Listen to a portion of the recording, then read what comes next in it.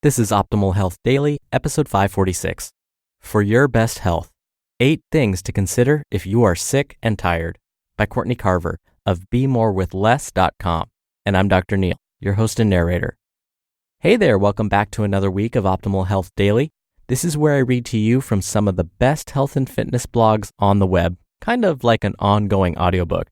Some of the authors I read from include Nerd Fitness, Ben Greenfield, Healthline, and lots more. And don't forget, we've got 5 shows where we narrate blogs for you, covering a bunch of different topics. You can check them all out by searching for Optimal Living Daily wherever you're hearing this. Now, today's post is sort of a mix between a few of our shows. Courtney Carver is typically narrated on Optimal Living Daily, especially for Minimalist Mondays. But this is a good fit for this show. So today's topic, I think you'll see, is going to apply nicely to Optimal Health Daily.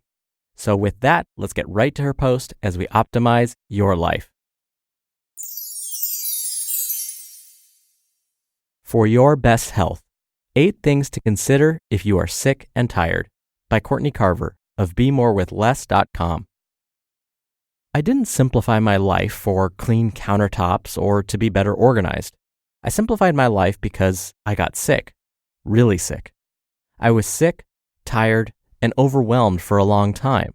But when I was diagnosed with multiple sclerosis, I knew things had to change. The stress and excess in my life may not have caused my disease, but it contributed to relapses, new symptoms, and other health issues.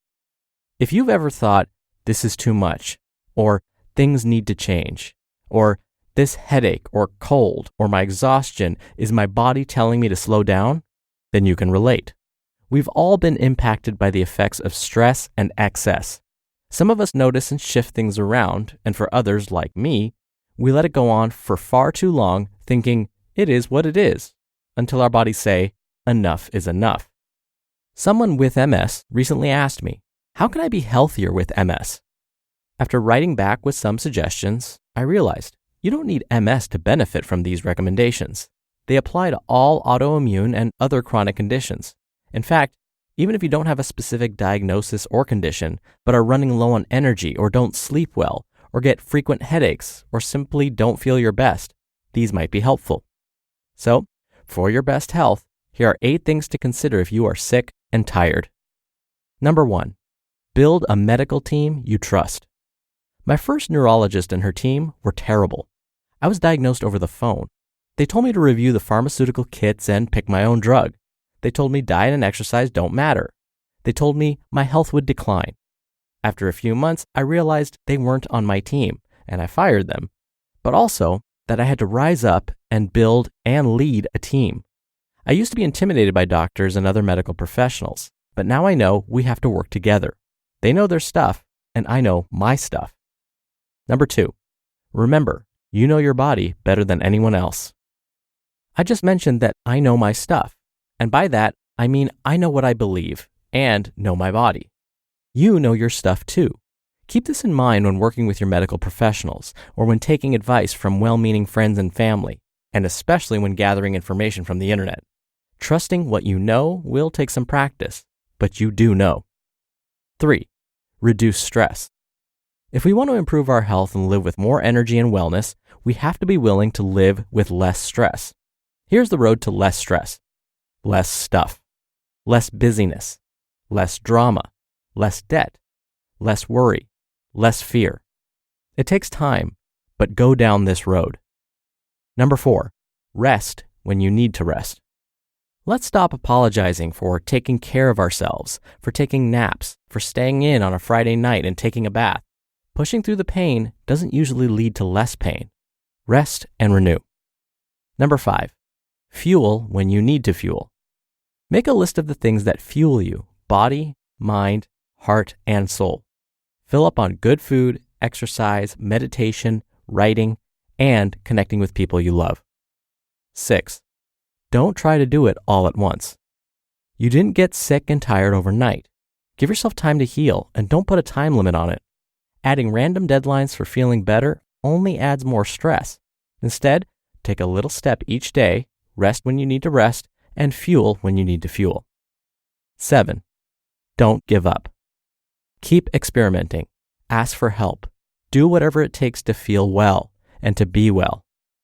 And lastly, number 8, give hope all the time it needs to replace fear. Not feeling well is scary. Not knowing what's wrong is scary. A devastating diagnosis is scary. The words chronic, debilitating, unknown, all scary. But we have to make a choice. Will we live in fear or in hope? It's not easy as a flip of a switch, but if you find daily pockets of hope each day, the fear will dissipate. Write down what you are afraid of and what makes you smile, what you're curious about, and what you're willing to do to feel better. Keep writing it down until your hope lists are longer than your fear lists.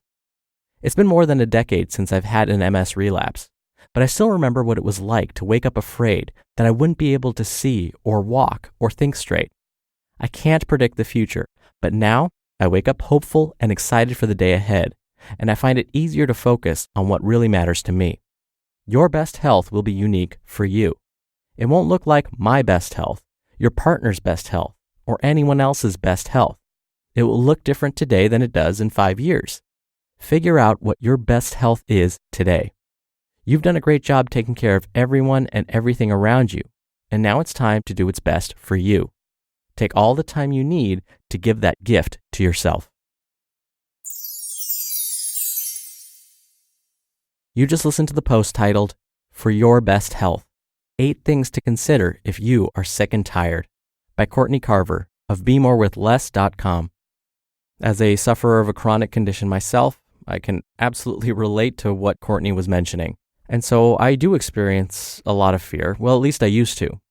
And I really appreciated that she took the time to mention building a medical team. Because building a medical team you trust is so important when it comes to getting good advice, for example. Are your physicians current with the latest research? Or has it been a while since they've looked at the latest studies and the latest treatments? That can make a huge difference when it comes to really treating anything. And of course, like I always say on this show, you know yourself best. You likely know what's going to work and what's going to motivate you. For me, exercise has to be a daily thing. Otherwise, I don't feel like myself. I've also realized at work, I've had to say no, meaning, no, I cannot take on more because I know what's going to happen to me. And so that kind of relates back to stress. Saying no relieves some of my stress. I've always said that exercise affects you in a good way, in a positive way from head to toe. Stress kind of does the opposite. If stress goes on for too long, it affects basically every cell in your body in a not so good way from head to toe. And so for me, stress definitely flares me up. It flares up my condition. So for me, learning to say no, delegating, that helps reduce my stress and prevents any kind of relapse. And just as Courtney said, this didn't happen overnight. For me, this took lots and lots of time. I had to practice it. I had to be consistent. I hated to exercise. Exercise was not my thing for the longest time. I much rather prefer to eat fast food. These all took time to change. So, as she said, give yourself that time, and it will happen. All right, really quickly before I go, you can hear more from Courtney Carver being narrated on pretty much all of our shows because she writes about a wide range of topics. So, to subscribe to our other podcasts, just search for Optimal Living Daily. All right, I hope you have a great rest of your Monday. I'll be back here tomorrow with a post from Brittany DaCosta, where your optimal life awaits. Hello, Life Optimizer. This is Justin Malik, creator and producer of this show and Optimal Living Daily, the brother podcast of this one. Literally, I'm Dr. Neil's brother. If you like the format of this show, you'll love Optimal Living Daily too, where I also read to you from blogs, but cover other topics like personal development, finance, and minimalism from bloggers like Derek Sivers, The Minimalists, Zen Habits, and many more. So for more amazing content read to you for free, come subscribe to Optimal Living Daily too, and together we'll optimize your life. You've been listening to Optimal Health Daily. Be sure to hit the subscribe button to stay up to date on each new episode, and head to oldpodcast.com. That's oldpodcast.com for a free gift, as well as more actionable tips and resources to help you maximize your potential. Thanks for joining us, and remember, your optimal life awaits.